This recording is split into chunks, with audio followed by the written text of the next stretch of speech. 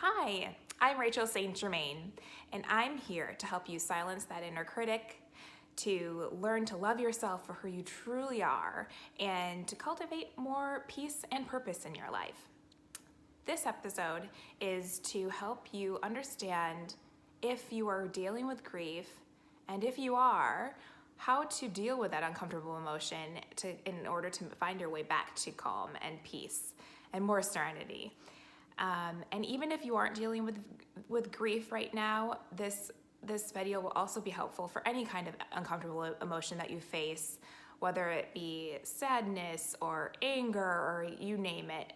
Anything that feels uncomfortable, that an emotion that you tend to maybe want to suppress or run away from, have a listen and let's try to help you go through that emotion rather than just suppressing it, because that never helps any of us. So with this whole corona pandemic that's going around, I personally was confronted with something that I am not too familiar with and don't have much experience with. So I had trouble identifying it. And what this emotion is grief. And I think this is an emotion that many of us are facing, but we may just not realize it. So let me give a personal example of how I realized that I was dealing with grief. The last few weeks after the dust has settled, all the initial panic's worn off, we've kind of gotten into the swing of, okay, this is not our normal routine. I think I've probably covered every single task around the house that I can possibly handle, and it's kind of settling in that, holy crap, this is going on. I don't know when it's going to end, and it keeps being the deadline, or not the deadline, but the shelter in place keeps being extended longer and longer. It could possibly go even further out into the future. I'm not really sure what's going to happen, just like anyone. As I was dealing with this, I realized I had been going through a lot of these emotions. What I experienced was anxiety, an unsettled heaviness, underneath it all, there was a sadness, and there was, oh my gosh, this really sucks. I want this to be over. And there was even a moment when it got kind of bad where I just felt kind of like I wanted to just crawl out of my skin. I wanted to just, find anything to do. The dishes, the laundry, tasks that I typically don't really like doing around the house. And that even just, getting out of the house to just walk around, I just couldn't sit still and I couldn't focus.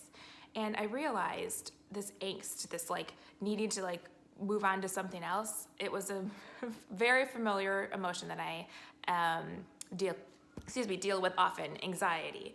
And whenever I see this come up, I know, okay, there's something else going on inside.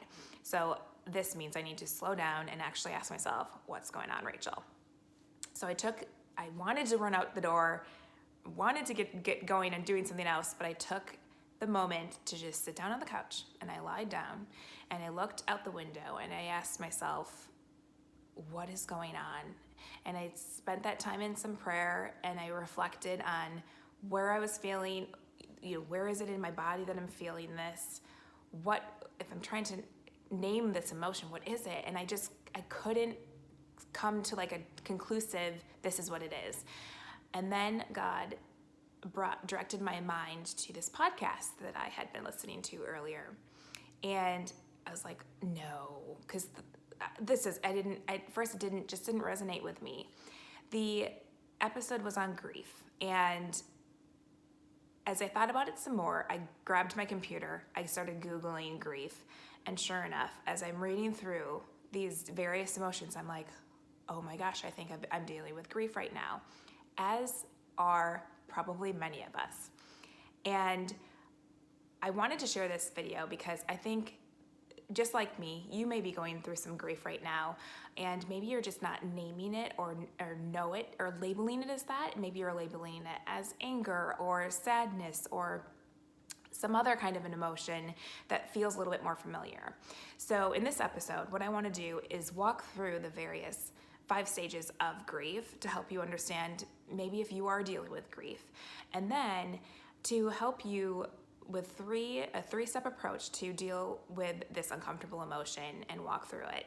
And like I said, you may not feel grief right now, but you can use this same principle, the three-prong approach, to deal with any kind of uncomfortable emotion. Something to help you go through what you're feeling instead of trying to run from it or suppress it. Okay, so now let's jump in. What is grief? Well, there's 5 stages of grief, which you may or may not be familiar with, and I'm just going to run through these pretty quickly. So first of all, stage 1, denial. We feel this as a state of shock, a numbness, this can't really be happening. We start out in this denial stage because it's just a way of surviving. It's too hard for us to really grapple with, or we just wish it away. We wish it wasn't going on. What I've heard a lot of people say recently, I've heard this, oh my gosh, this can't be real life, or everyone is totally overreacting. Things aren't really as bad as they say. So trying to disprove that it's even going on. This is totally natural. And if you find yourself here, that just allow yourself to just be in this stage, but I encourage you to just push through to the next few stages. So what's stage 2? Anger. You're gonna feel some anger pop up. It's natural, don't suppress it. Don't allow yourself to think, oh my gosh, I can't be angry, so I need to choose happy. Feel your feelings. Do your best to try not to do your best to handle them in a kind way. But if they do pop up, don't shame yourself for that. Here's what some anger may look like. Maybe you're angry at the situation itself, like, oh my gosh, I just want this to be over.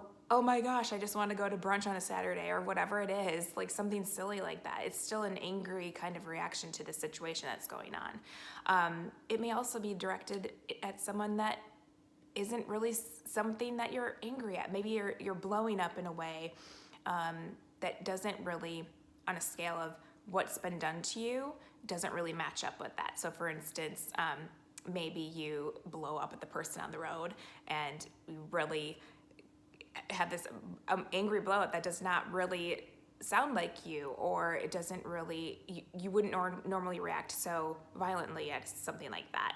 Or maybe your husband is working at home with you, or your spouse, or whoever is with you in the house, and there's just these little annoyances, and all of a sudden you just find yourself blowing up and you're like, oh my gosh, why did I just react that way?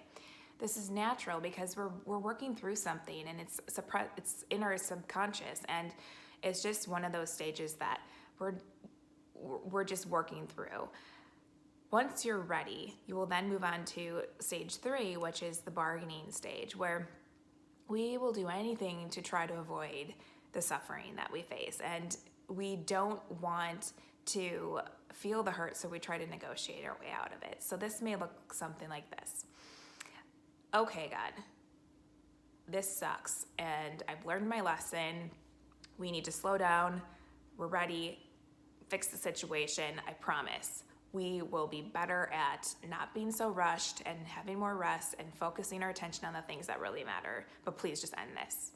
Or it could be like, oh God, please heal my loved one. I promise if you do, I will never do blank again. That's the kind of bargaining that I'm talking about.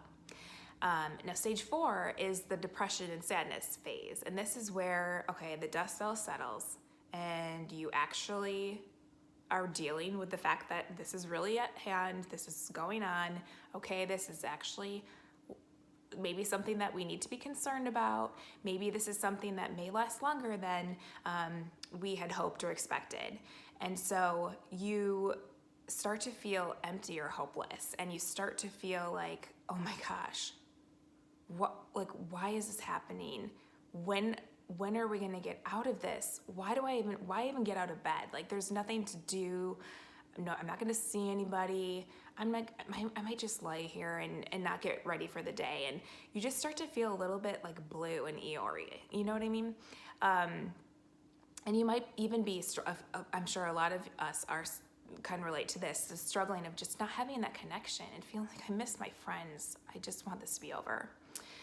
And then there is stage 5. This is the last stage. It's acceptance. It's okay, I can't deny this is really going on. I know that I have feelings going on. I'm not going to deny them anymore. I'm going to listen to myself. I'm really feeling like this isn't okay. You don't have to feel like it's okay you're not okay with the situation that's at hand. But now that it is happening, I want to make the best of it, and I want to be able to grow and learn from this. And you start to learn to live with a new normal. It doesn't feel as blah every single day. You're able to work your way through it. Yeah, sure, you wish it was something different, but you also know that you have the strength to get through, and God will help you supply you with that strength, and that whatever may lie ahead, you're going to be able to handle it because God's with you.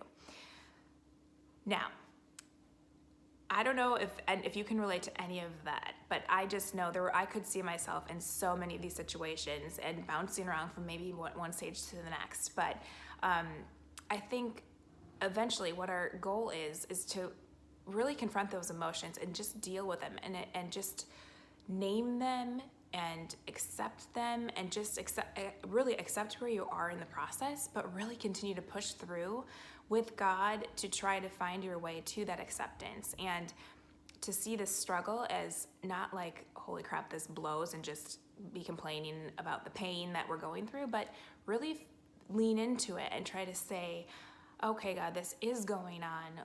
How can you grow me through this, and how can I do the best with this situation, and really try to bring help and change in this world, even amidst this crisis. So now that we've dealt with grief, hopefully you can understand whether or not you are in fact dealing with it. And if you are, join the club. I think a lot of us are right now. Now, how do you move through it? So there's 3 things that I'm going to be talking through. It's called the name it, tame it, and release it. So step 1 is to name what you're really feeling, and name it, be specific, and dig deep. So I'm going to give an example. So I might say, oh my gosh, I feel overwhelmed. Okay, well, overwhelmed is a big, broad category. What is underneath the overwhelm? Because a lot of times the overwhelm is that surface emotion that we feel. It might be anxiety. We might say, am I anxious? But there's something deeper. What's underneath it? My anxiousness or my overwhelm, it may be the fear of the unknown and the fear of, when is this going to end, or what is this going to mean? Or maybe I'm going to lose my house or my job or whatever it is. There's something that's underneath that overwhelm or anxiety.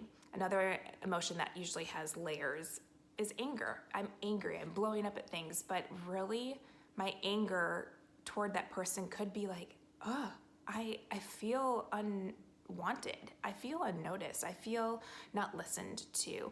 And there's something that is not a need that's not being met, and it's being the surface emotion. It's being expressed as anger. So just dig deep. Try to figure out what exactly is it. Name as many emotions as you can think of. And the getting specific piece of it is, so you might just say, I'm angry, but what kind of anger? Is it an irate anger? Is it, that hot anger? It's frustrated. There's different layers to each emotion. Just try to think as specific as you possibly can. The next part of this is to tame it.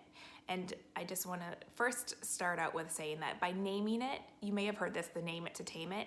By naming it, you're going to feel so much relief just by being able to be like, this is what I feel. A broad emotion of anxiety doesn't make me feel, it makes me feel out of control. I don't understand what's going on, or I just have this feeling, I don't know what to do with it. But if I name it, it helps me like, oh, that's what's going on. And it even just the awareness of it brings so much, not a security, but relief.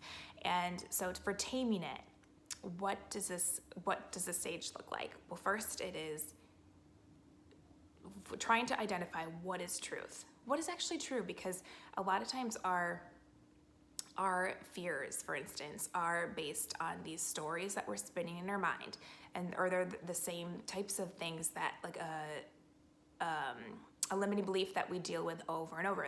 For instance, I'm unwanted. So there's these stories on loop in our mind, and it conjures up all these emotions, and we get into these cycles. So when we stop to name it, then we can then tame it by asking, what do I know is truth? What is the story that I'm telling myself, and what is actually true?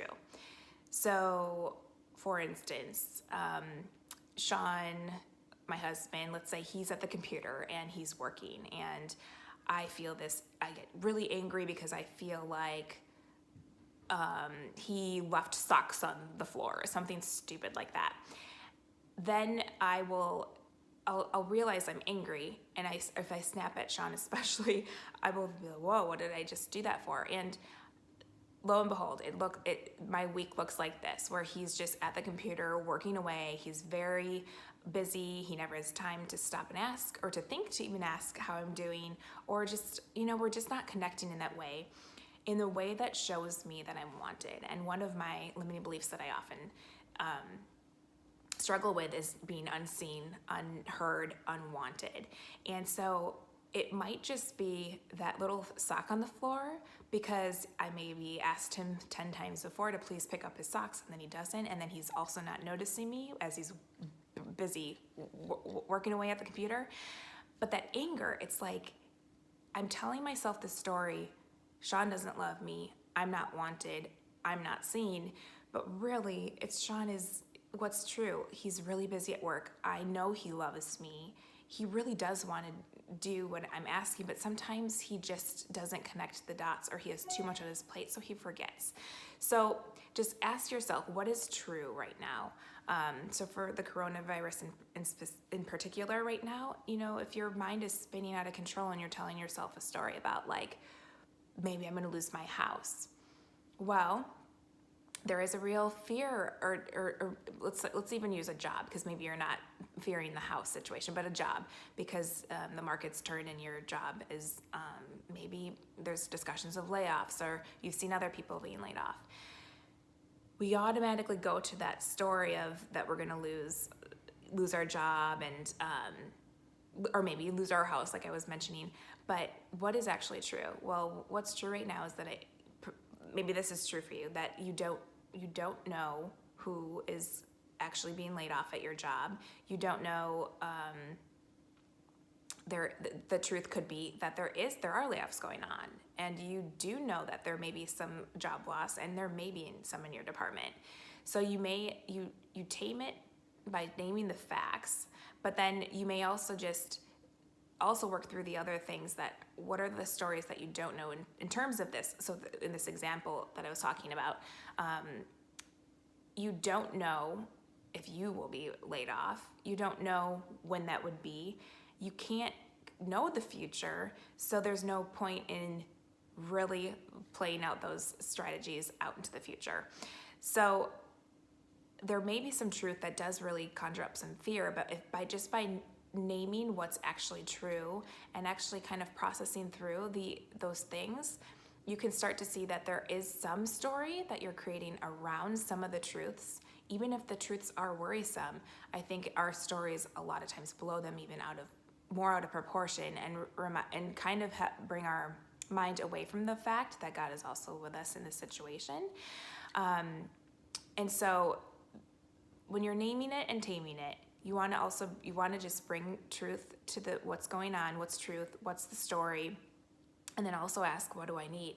So like I said, in that situation with the job, maybe there is a real threat to your job and you feel stressed out because of it. So what do you need? Maybe you need to talk to somebody. Maybe you need to take a look at your finances and start brainstorming okay, if this does happen, how can we make sure that we are okay for the short term, and what do we need to cut back on? Just try to figure out what can help you calm those fears a little bit. And also another need that we often don't realize we need is just some silence and some prayer. Entering God into that situation, having Him shed some light on how he will bring you through whatever it is that you're facing. It really is this necessary component to bring that peace. And so that leads me to step 3. This is the release component. It's the part where we acknowledge, here's my need, Lord. Here's what I'm dealing with, and these are some real fears. And I don't know what's going to happen in the future, and it really freaks me out. So you're able to just come to him with your real fears, and it's an unfiltered thing. Just talk through whatever it is, release it to God, and then affirm. This is what I want to just tell you, that don't just give your fears and say, here's what I'm afraid about, but bring it back to reaffirming your trust in God. Think to the past. When has God come through for you in the past where you know he's been there? How can you bring who you know God to be into this situation so that you don't have to feel so anxious? And so, friend, I just want you to really spend some time this week. This is the part where I want to just kind of bring it home and call you to action. Take time, especially since there's so much going on with this corona pandemic right now, take time to just stop, push pause in your day and say, okay, I'm checking in with myself. What am I doing? Take that temperature check and ask yourself how you're doing. And anything that comes up, just wrestle it out with God. Don't just busy yourself or suppress or distract away. I mean, do what you need to do. If it's too intense and you need to cope that way, that's fine. There's no shame in that. But just remember to return to God. When you're at a safe place to be able to really work through it, work through whatever it is, honestly and openly with God, and welcome him into that situation so that he can help bring that peace that you will not be able to find anywhere else. And the other thing is, in addition to the daily check-ins, use your anxiety, your overwhelm, your grief, those uncomfortable emotions as triggers to then, check in. This means I want to check in right now and see what is really going on in here. What I want to really understand and just lay it out. And for me, I personally like to pray through, a lot of times it's through journaling, or I like to do it out loud. I go into my bedroom and I just lie on the bed and I speak it sounds like to myself, but I'm speaking to God, and I just feel this sense of peace that comes over me. So find whatever way works for you. Maybe it's on a walk outside with your dog, or just on a walk through nature, or maybe it's holed up in your bedroom, wherever. It doesn't matter how or when or where you do it. Just get quiet and listen to what's going on so that you can then talk through it with God.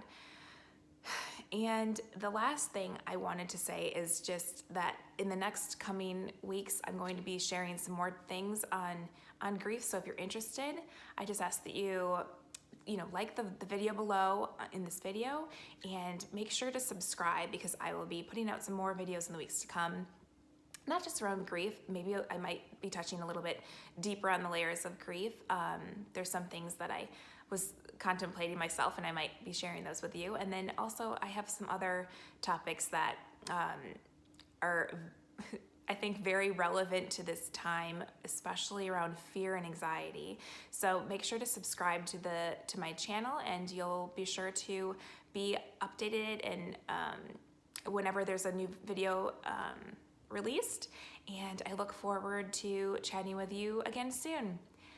Bye, friend. I hope you have a wonderful day, and just remember, move through the emotion, let it go through you, name it, tame it, and just release it so that God can give you the peace and calm that you deserve. All right, I'll talk to you again soon, friend.